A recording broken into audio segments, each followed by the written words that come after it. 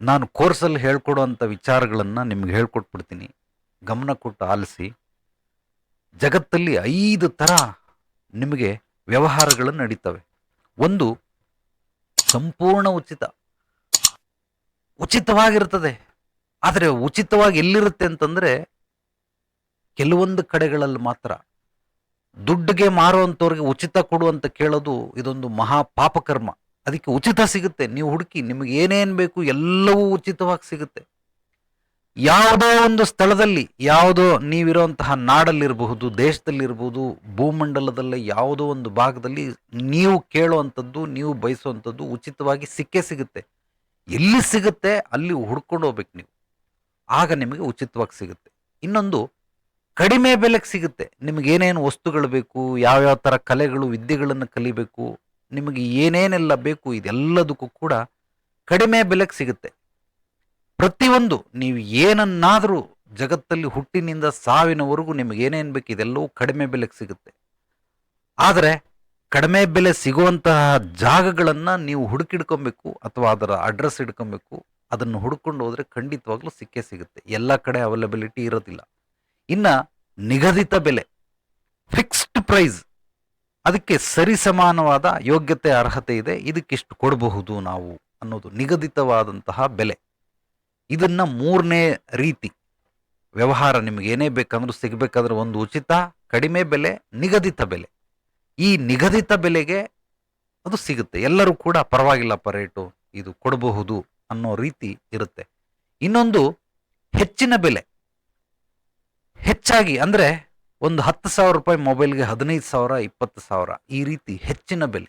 ಇದನ್ನು ನೀವು ಬೇಕಾದರೆ ಬ್ರ್ಯಾಂಡೆಡ್ ಅಂತ ಕರ್ಕೊಳ್ಬಹುದು. ಹೆಚ್ಚಿನ ಬೆಲೆ. ಇದಕ್ಕೂ ಮೀರಿದ ಇನ್ನೊಂದಿದೆ ದುಬಾರಿ ಬೆಲೆ, ಅಂದರೆ ಪ್ರೀಶಿಯಸ್ ಅಂತಾರೆ, ಅಂದರೆ ಅದು ಅಲ್ಟಿಮೇಟ್ ಲೆವೆಲಲ್ಲಿ ಇರ್ತದೆ. ಅದೆಲ್ಲ ಕೇವಲ ಆಗರ್ಭ ಶ್ರೀಮಂತರಿಗೆ ಮಾತ್ರ ಅದನ್ನು ಇಟ್ಕೊಳ್ತಾರೆ. ಇದು ತುಂಬ ದುಬಾರಿ ಬೆಲೆ. ಅಂದರೆ ಬಡವನ ಅವನು ಏನಾದರೂ ರೇಟ್ ಕೇಳಿದ್ರೆ ಹಾರ್ಟ್ ಅಟ್ಯಾಕ್ ಆಗಿ ಸತ್ತೋಗ್ಬಿಡ್ತಾನೆ. ಈ ರೀತಿ ತುಂಬ ದುಬಾರಿ ಬೆಲೆ. ಸೊ ಈ 5 ರೀತಿಯಲ್ಲಿ ಕೂಡ ನೀವು ಬೇಕಾಗಿರೋ ಎಲ್ಲವನ್ನ ಪೂರೈಸ್ಕೊಳ್ಳೋದಕ್ಕೆ ನಮ್ಮ ಒಂದು ವ್ಯವಸ್ಥೆ ಮತ್ತು ಈ ವ್ಯವಸ್ಥೆ ಒಳಗಡೆನ ಹಂತಗಳು, ವಿಧಿವಿಧಾನಗಳು, ರೀತಿ ನೀತಿಗಳು, ನಿಯಮಗಳೆಲ್ಲವೂ ಕೂಡ ಈ 5ಕ್ಕೆ ಅನುಕೂಲ ಮಾಡಿಕೊಟ್ಟಿದ್ದೆ. ಫ್ರೀ ಕೊಡೋನಿಗೋಗಿ ದುಡ್ಡು ಕೊಡೋದು, ದುಡ್ಡು ಕೇಳೋನ ಹತ್ರ ಹೋಗಿ ಫ್ರೀ ಮಾಡು ಅನ್ನೋದು, ಈ ರೀತಿ ಎಲ್ಲ ಮಾಡ್ತಿರಲ್ಲ, ಆಗ ಏನಾಗುತ್ತೆ, ನಿಮಗೆ ಹೆಚ್ಚು ಕಡಿಮೆಗಳಾಗ್ತವೆ. ಆದರೆ ನೀವು ಈ 5ನ್ನ ಹುಡ್ಕೊಂಡು ಹೋಗೋದಕ್ಕಿಂತ ಫ್ರೀ ಸಿಗುತ್ತೆ, ನಿಮಗೆ ಖಂಡಿತವಾಗ್ಲೂ ಸಿಗುತ್ತೆ. ಅದು ಸಿಗೋವರೆಗೂ ನೀವು ಹುಡುಕಾಟ ಮಾಡ್ತಿರಲ್ಲ, ಸಮಯವನ್ನು ವಿನಿಯೋಗಿಸ್ತಿರಲ್ಲ, ಅಷ್ಟರಲ್ಲಿ ನೀವೇ ದುಡ್ದು ಕೂಡ ಅದನ್ನು ಸಂಪಾದನೆ ಮಾಡಿ ದುಡ್ಡು ಕೊಟ್ಟೆ ತಗೊಂಡ್ಬಿಡ್ಬಹುದು. ನಿಗದಿತ ಬೆಲೆನಾದರೂ ತಗೊಳ್ಳಿ, ಹೆಚ್ಚು ಬೆಲೆ ಕೊಟ್ಟಾದರೂ ತಗೊಳ್ಳಿ, ಈ ಫ್ರೀ ಸಿಗೋದು ಹುಡುಕೋ ಅಷ್ಟರಲ್ಲಿ ಎಲ್ಲವೂ ಕೂಡ ಬಂದ್ಬಿಟ್ಟಿರ್ತದೆ. ಆದರೆ ಮನುಷ್ಯ ಇದನ್ನು ಅರ್ಥ ಮಾಡ್ಕೊಳ್ಳದೇನೆ ಪ್ರತಿಯೊಂದನ್ನು ಹಂಗೆ ಮಾಡ್ತಾನೆ. ಬರೀ ಆರೋಗ್ಯದ ವಿಚಾರ ಕೇಳ್ತಾ ಇಲ್ಲ, ಬೆಳಿಬೇಕು. ಇಲ್ಲಿ ನನ್ನ ಹತ್ರ 20 ವರ್ಷ ಎಕ್ಸ್ಪೀರಿಯನ್ಸ್. ಸಾಕಷ್ಟು ಜನ ಬರೋರಲ್ಲಿ ಹೆಚ್ಚಿನ ಜನ ಒಂದೇ ಒಂದು ಕಂಪ್ಲೇಂಟ್ ಮಾಡೋದು, ಹೆಚ್ಚಾಗಿ ಬರೋ ಕಂಪ್ಲೇಂಟ್ ಅದೇ, ಗುರುಜಿ ನನ್ನ ಹತ್ರ ದುಡ್ಡೇ ನಿಲ್ಲಲ್ಲ ಗುರುಜಿ ಅಂತ. ಆ ದುಡ್ಡು ನಿಲ್ಲಿಸ್ಕೋಬೇಕಾದ್ರೆ ಏನು ಮಾಡ್ಬೇಕು ಹೇಳಿ ಗುರುಜಿ ಅಂತ.